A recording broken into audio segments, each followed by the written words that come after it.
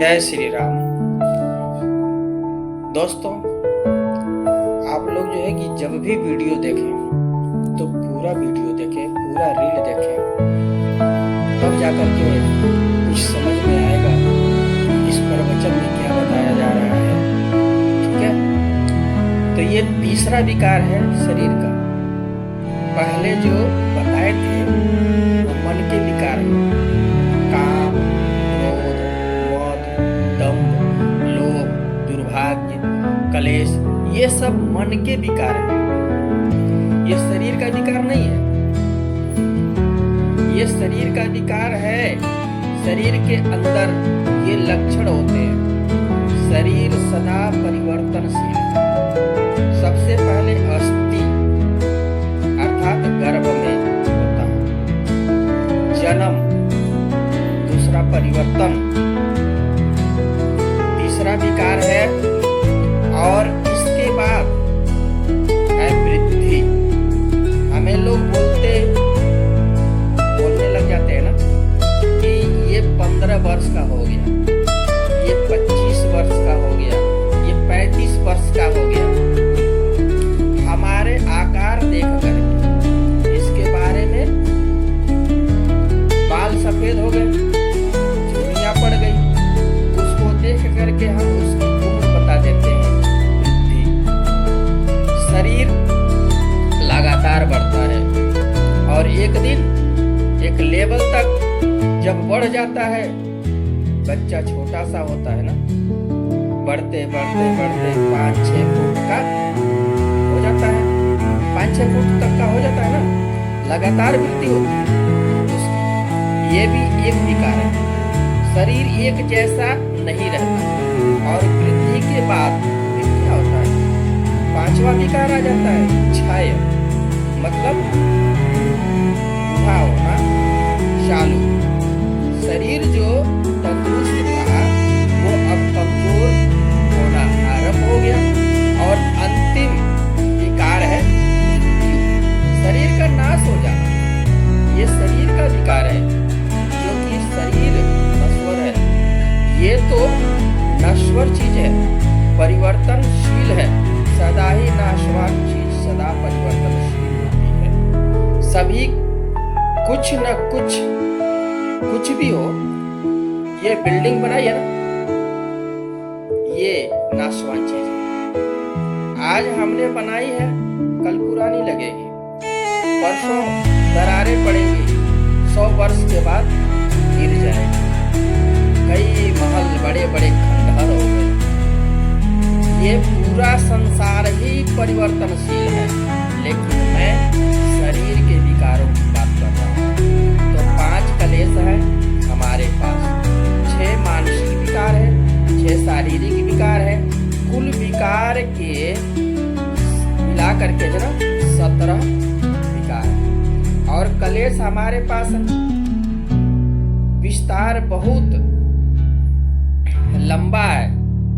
इसमें बहुत विस्तार से कह दें तो 1-2 दिन की कथा इन विकारों पर हो जाएगी, लेकिन हम इन विकारों के ऊपर चल करके हनुमान जी पर आएंगे और इनके हरण करने की बात कहते हैं श्री गोस्वामी तुलसीदास जी महाराज।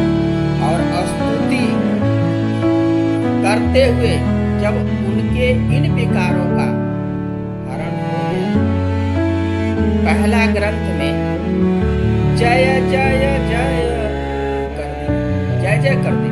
तो हनुमान जी महाराज की और पहला शब्द उनके मुख से क्या निकला, जय हनुमान ज्ञान गुण सागर, जय कपीस तिहु लोक उजागर। हे हनुमान जी महाराज, आपने मुझे तीनों वस्तु दे दी, बल, बुद्धि और विद्या। मेरे 17 विकार हरण कर लिए, कलेश और विकार, 5 कलेश और 12 जो है विकार, ये हर लिए। तो इसलिए आपकी जय हो। पहला ही शब्द लिख दिया, जय हनुमान ज्ञान गुण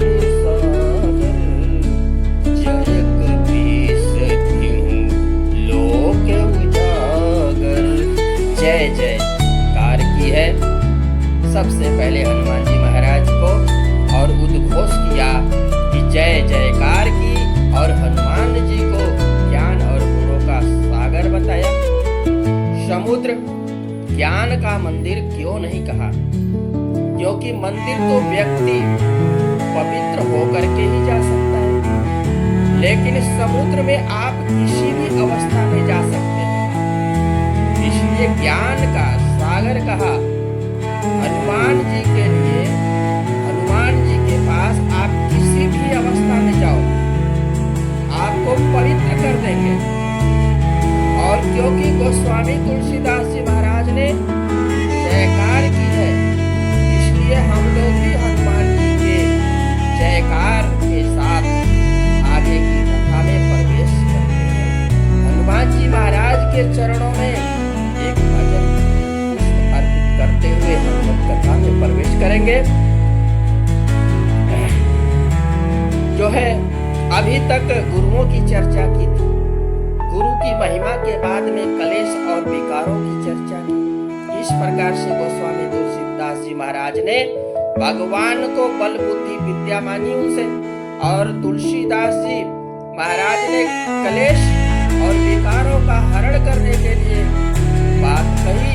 और जब कलेश और विकार जब नष्ट हो जाते हैं, तब केवल भगवान की जय जयकार होती है।